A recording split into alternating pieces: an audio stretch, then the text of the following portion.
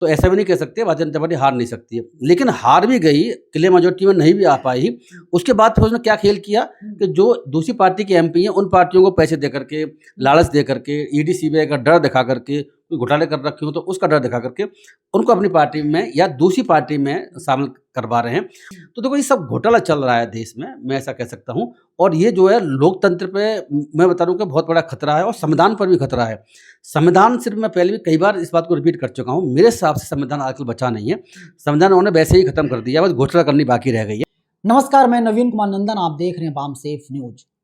TV media लगातार एक खबर चला रहा है कि समाजवादी पार्टी में बड़ी टूट होने जा रही है।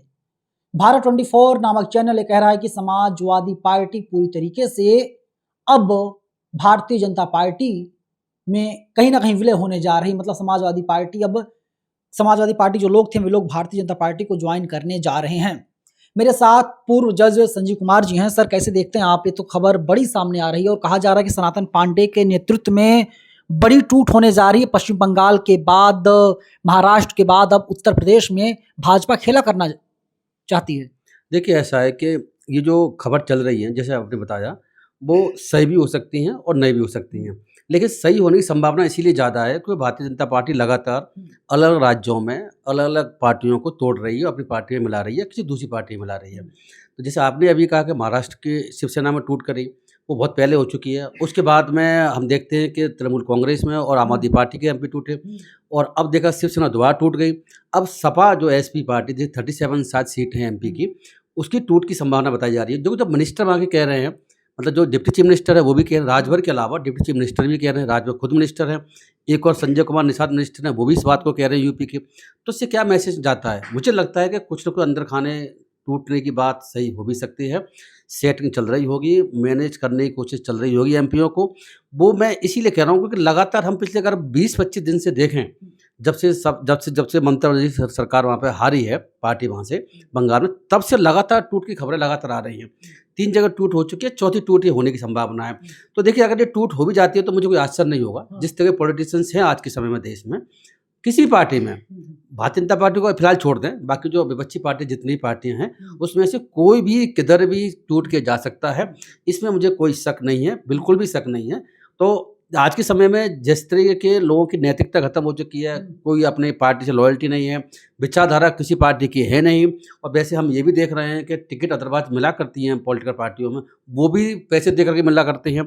तो सभी लोग, पार्टी वाले के जो अध्यक्ष हैं वो भी, पार्टी के जो चलाते हैं वो भी, और बाकी जो पार्टी में शामिल हो रहे हैं या टिकट उनको दे रहे हैं वो भी, पैसे का खेल पूरा चल रहा है। तो पैसे का खेल चल रहा हो तो वहाँ भारतीय जनता पार्टी से ज़्यादा कोई जीत नहीं सकता। भारतीय जनता पार्टी एक ऐसी पार्टी है जिसके पास अथाह पैसा है, वो किसी व्यक्ति को कितने ही पैसे दे करके खरीद सकती है, जितना दाम वो लगा सकती है, पैसा लगा सकती है, जो खरीद सकती है, इतना कोई भी नहीं खरीद सकता, और किसी को इतना पैसा हो भी नहीं सकता।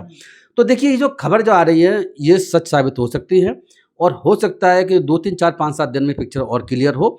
जैसे कि मैं बता दूं दोबारा से कि अभी भी जब शिवसेना में टूटने की खबर आई थी तो मुझे भी अजीब सा लगा, मैंने वो तो टूट चुकी है पहले, बचा क्या है उसमें? नहीं, उसमें भी अब तोड़फोड़ हो गई। उसके ही 6-7 एमपी ने, उन्होंने भी जो है अलग से अपना गुट बना लिया है। तो देखिए ये संभव है 2-4-5 दिन पिक्चर और क्लियर होगी, लेकिन ये टूटने की संभावना मुझे ज़्यादा क्यों नजर आती है? क्योंकि भारतीय जनता पार्टी की जो, अगर ब्रॉड पिक्चर देखें, हम इसको एक पार्टी, एक राज्य की टूटने तक सीमित ना रखें। ब्रॉड पिक्चर क्या है, उसका ब्रॉड उद्देश्य है क्या? वो है कि लोकसभा में और राज्यसभा में जो महिला आरक्षण करना चाहती है तुरंत ही, और डीलिमिटेशन करना चाहती है, उसके लिए 2-3 बहुत जुटाने की बात चल रही है, उसी का एक ये मैं कह सकता हूँ एक हिस्सा है। तो भाजपा को क्या फायदा होगा अगर डिलिमिटेशन होता है? तो भाजपा कोई तो फायदा होगा। देखो एक बताओ कि डिलिमिटेशन होता है, जैसे उन्होंने कहा भी था, अगर वो बिल पास होता है तो क्या होगा, सीटें 550 से करीब बढ़ करके करीब 850 हो जाएंगी। तो उस स्थिति में डिलिमिटेशन भी होगा वहाँ पर। तो वहाँ पर किस लोकसभा में कि किस सीट पर कौन से इलाके के मतदाता एक सीट पर रहेंगे या दूसरी सीट में चले जाएंगे। तो भारतीय जनता पार्टी क्या करेगी कि जहाँ पर जो लोग बीजेपी को वोट नहीं करते हैं, उन वोटर्स को, जैसे कि यादव बहुल इलाके हो गए, दलित बहुल इलाके हो गए, या मुस्लिम बहुत इलाके हो गए, उन इलाकों को 2-3 भागों में बांट देंगे।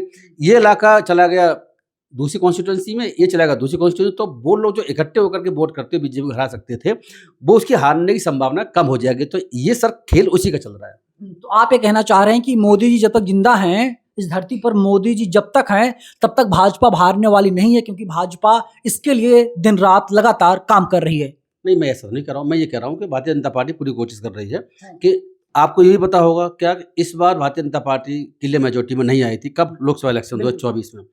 तो ऐसा भी नहीं कह सकते भारतीय जनता पार्टी हार नहीं सकती है, लेकिन हार भी गई, क्लियर मेजोरिटी में नहीं भी आ पाई। उसके बाद फिर उसने क्या खेल किया कि जो दूसरी पार्टी के एमपी हैं उन पार्टियों को पैसे दे करके, लालच दे करके, ईडी सीबीआई का डर दिखा करके, कोई घोटाले कर रखे हो तो उसका डर दिखा करके उनको अपनी पार्टी में या दूसरी पार्टी में शामिल करवा रहे हैं। बंगाल का जो टीएमसी की जो वो है एमपी जिसमें शामिल हुए हैं, वो तो कमाल की चीज़ है। उस पार्टी को जानता है?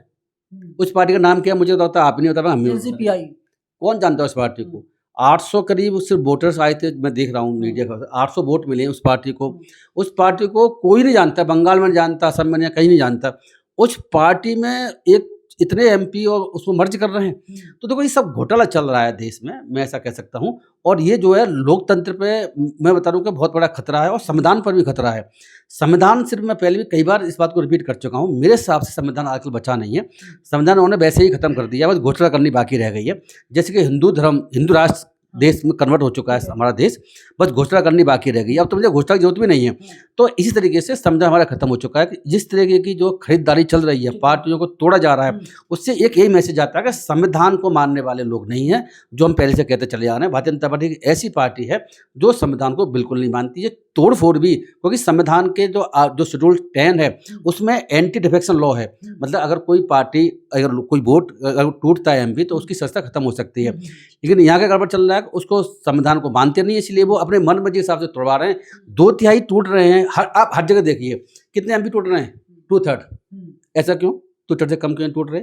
वो इसलिए नहीं टूट रहे क्योंकि 2/3 का इनका मानना ये बीजेपी का, और जो टूट के आ रहे हैं ये 2/3 अगर टूट के आएंगे तो पार्टी का मर्जर माना जाएगा। और उस स्थिति में एंटी डिफेक्शन लॉ यानी कि दलबदल विधेयक कानून जो लागू नहीं हो, जबकि ये गलत है।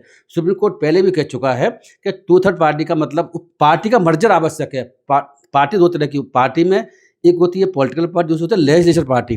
जो जीत के आते हैं एमपी से बोलते हैं लेजिस्लेचर पार्टी है, गुट। उस पार्टी बहुत बड़ी होती है, जिसमें हो सकता है कि जो एमपी ना बने हो वो भी उसमें शामिल होते हैं। अध्यक्ष एमपी बहुत सारा नहीं रहा करते हैं।